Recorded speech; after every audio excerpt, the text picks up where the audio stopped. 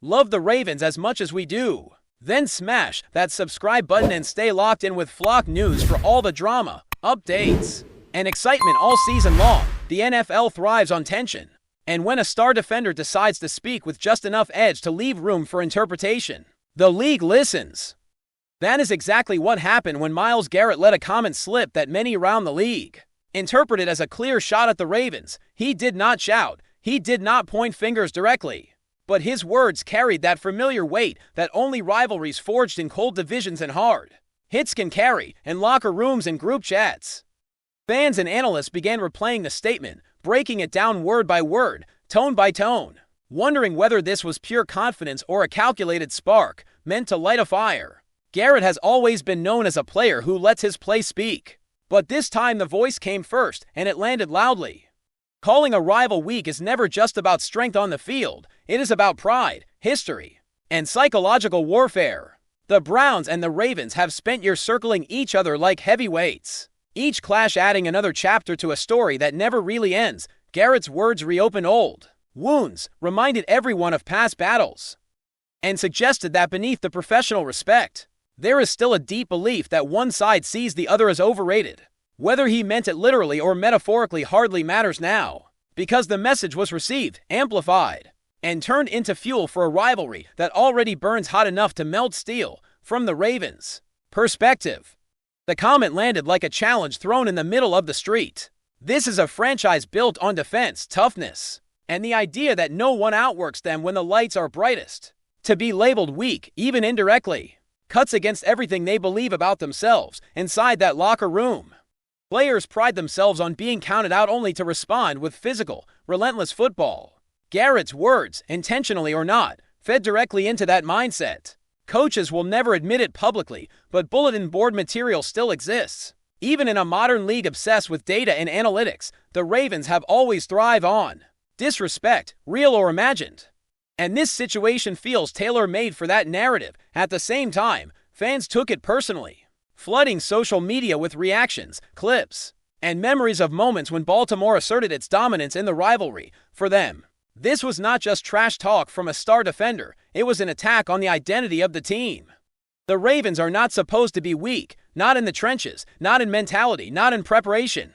That is why the comment echoed so loudly. It touched a nerve that goes beyond standings or statistics and reached straight into the heart of what the franchise believes it represents. On the Brown side, the reaction felt almost celebratory. For years, Cleveland has lived in the shadow of division rivals who carried the reputation of toughness and consistency. Garrett's emergence as a dominant defensive force has helped shift that balance, and his confidence reflects a locker room that no longer feels inferior. When he spoke about the Ravens in dismissive terms, many fans heard it as a declaration of rival.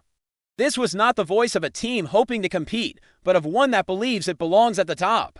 The rumor swirling around the comment suggests it was not a random slip, but a carefully chosen message meant to assert psychological dominance. In rivalries like this, perception matters as much as execution. If you can convince yourself, your teammates, and even your opponent that you are stronger, faster, and more prepared, you gain an edge before the first snap. Garrett embodies that mindset. His presence alone changes how offenses plan, and now his words are doing similar work off the field. For Cleveland, this moment felt symbolic, like a line drawn in the sand, signaling that the days of quiet respect are over and the era of open confrontation has begun. The league as a whole could not ignore the ripple effect.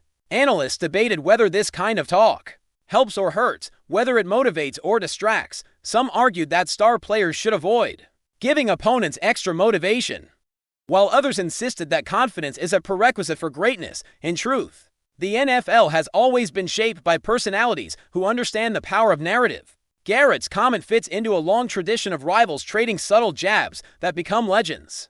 Over time, what makes this situation unique is the timing and the context. Both teams are seen as physical, disciplined, and hungry, which makes the idea of weakness feel especially provocative. The rumor mill suggests that league insiders are watching closely, expecting the next meeting between these teams to carry an extra level of intensity. Even officials and broadcasters are aware that this storyline adds drama, tension, and viewership. Rivalries sell, and this one just received fresh oxygen.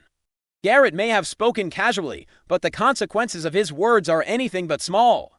They have reshaped the emotional landscape around future matchups and reminded everyone why divisional football feels different, heavier, and more personal as the conversation moved beyond the initial quote. Speculation grew about Garrett's true intention. Some believe he was speaking purely from a competitive standpoint, evaluating matchups and tendencies rather than attacking character.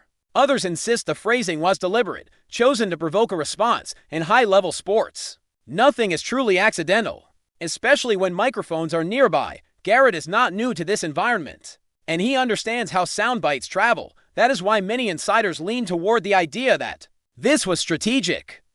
By labeling a rival as weak, even indirectly, you force them to respond emotionally. Emotional teams can lose discipline, make mistakes, and play outside their structure. Whether that happens or not remains to be seen, but the psychological chess match has already begun. Coaches may preach focus and humility, but players are human, and pride is a powerful force. This is the hidden layer of rivalry, the part fans rarely see but always feel. Garrett's comment pulled that layer into the spotlight and turned a regular divisional tension into a full-blown narrative storm. The Ravens' leadership will likely address the situation internally with a mix of calm and fire. Veterans understand that reacting publicly only adds fuel. But silence does not mean indifference. Behind closed doors, the message will be clear. Respect is earned through action, not words. The idea that someone would question their strength is enough to sharpen focus and unify purpose. Historically, this franchise has responded to doubt with physical performances that silence critics. That reputation did not appear overnight, and it will not disappear because of one comment. Still, the sting remains. Being called weak challenges the very core of their football identity. That is why this rumor has staying power. It is not just about one quote, but about what it represents in the ongoing battle for divisional supremacy. Every practice rep, every meeting, every snap will now carry that extra edge, that unspoken desire to prove something. For the Browns, the challenge is different. Confidence can quickly turn into pressure if not managed correctly. By speaking boldly, Garrett has raised expectations not only for himself, but for the entire team. Opponents will come prepared, motivated, and eager to make an example. That is the price of swagger. The rumor suggests that the coaching staff is aware of this balance, encouraging players to embrace confidence without crossing into distraction. Garrett's leadership is central here. If he backs up his words with dominant play and disciplined execution, the comment will be remembered as prophetic. If not, it risks becoming a rallying cry for the opposition. This delicate balance defines rivalries at the highest level. Words echo, but actions decide which echoes fade and which become legend. Fans on both sides have turned this moment into a cultural event. Jerseys, memes, debates, and heated conversations have flooded every corner of the football internet. Rivalries thrive on this kind of energy because they extend beyond the field and into everyday life. For supporters, Garrett's comment validated feelings they already held or ignited anger they were ready to release. The emotional investment is what makes these matchups unforgettable. Long after the quote fades from headlines, the memory of how it made people feel will linger. That is the true power of rivalry. It is not confined to plays or scores, but lives in emotion, pride, and shared history. Garrett tapped into that current, whether intentionally or instinctively, and the response proves how deep it runs as the narrative continues to evolve. One thing is clear, this rivalry is no longer simmering quietly, it is boiling. Loud and impossible to ignore, Garrett's words acted as a catalyst, transforming routine competition into something sharper and more personal. The rumor surrounding his intent may never be fully confirmed, but the impact is undeniable. Both teams now carry this storyline with them, and every future encounter will be framed through this lens. That is how legends are born. Not from safe statements, but from moments that dare to challenge pride. In the end, football always returns to the field, but it never leaves the mind. Garrett's comment will follow players into tunnels, onto sidelines, and into the collective memory of this rivalry. Whether it becomes a footnote or a defining chapter depends on what happens next. Until then, the tension remains thick and electric, reminding everyone why rivalries like this are the lifeblood of the league. The second part of this story deepens the intrigue, because once words are released into the NFL ecosystem, they never exist in isolation. They begin to interact with history, ego, and expectation, creating layers that go far beyond the original statement. In the days following Myles Garrett's indirect jab, the rivalry narrative took on a life of its own. Former players weighed in without naming sides, subtly reminding audiences that divisional battles are remembered for decades, not seasons. Insiders whispered that this kind of comment changes how film is watched, how practice intensity rises, and how coaches frame their messages. Even silence becomes loud in moments like this. Garrett did not follow up with clarification, apology, or explanation, and that absence only strengthened the rumor that the comment was intentional. In a league where every word is dissected, choosing not to elaborate can be as powerful as doubling down. This restraint suggested confidence, almost a calm belief that no further explanation was necessary. For the Ravens, that silence could be interpreted as disrespect layered on top of the original claim.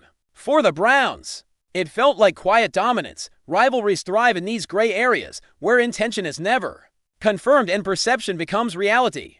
This is how psychological pressure is applied without a single hit being thrown, and why moments like this linger far longer than anyone expects. Inside the Ravens organization, the response reportedly centered on control rather than reaction. Veterans understand that emotional responses can be manipulated, especially when sparked by an opposing star. Still, the idea of being labeled weak does not fade easily. Strength for this franchise has always been both physical and cultural. It is embedded in how they train, how they tackle, and how they endure adversity. Rumors suggest that leadership within the team reframed the comment as an opportunity, rather than an insult, using it to reinforce identity. When a rival questions who you are, the most effective answer is not a quote, but cohesion. Practices become sharper, meetings become more focused, and preparation becomes personal. This internal shift rarely shows up in headlines, but it shapes how teams respond when pressure rises. The Ravens have built their reputation on answering doubt with action, and this situation fits perfectly into that tradition. Even players who might not have taken the comment personally feel its weight. Through the collective mindset, rivalry energy spreads quickly, and once it takes hold, it becomes impossible to separate individual motivation from team purpose. Before we dive in, don't forget to hit that subscribe button and give this video a thumbs up. Your support keeps us bringing you the latest news on the Baltimore Ravens. And hey, drop your take in the comments below. We want to hear from the flock. For Cleveland, the aftermath of Garrett's words carried its own complexity. Confidence can unify a locker room, but it also raises the stakes. Teammates now carry the echo of that comment with them, whether they asked for it or not. Rumor has it that some players embraced the edge, viewing it as a signal that their star defender believes they are superior. Others approached it more cautiously, aware that bold claims invite relentless scrutiny. This balance between swagger and discipline defines successful teams. Garrett's leadership role becomes critical here, not just through performance, but through consistency. If confidence turns into complacency, rivals will expose it without mercy. The Browns understand this risk, which is why the internal message reportedly focused on preparation rather than celebration. Words may spark narratives, but they do not win respect on their own. In rivalries this intense, every misstep is magnified.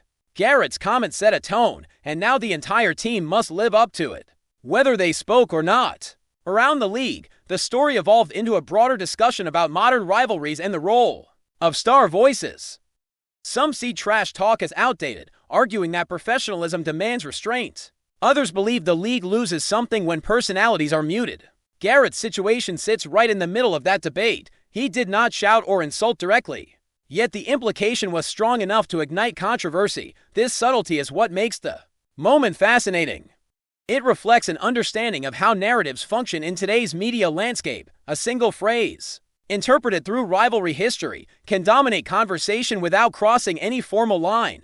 Analysts speculated that this approach might become more common, a way for players to assert dominance without facing disciplinary backlash, whether intentional or instinctive. Garrett demonstrated how influence extends beyond sacks and tackles.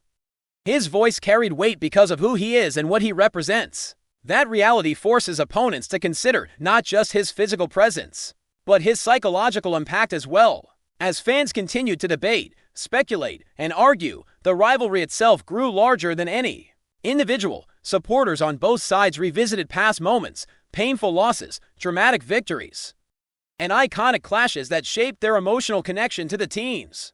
Garrett's comment became a new reference point, woven into the fabric of shared memory. This is how rivalries survive. generations by constantly adding fresh chapters that reinterpret old ones. The rumor surrounding intent almost becomes irrelevant compared to the feeling it created. Emotion is the currency of sports. And this moment paid dividends. Every mention of the matchup now carries added tension. Every highlight replay feels sharper, more personal. Fans do not need confirmation to believe what they already feel. And this situation validated those feelings on both sides. That's it for this update. If you enjoyed the video and want to stay in the loop with exclusive news on our Baltimore Ravens, make sure to subscribe and hit that like button.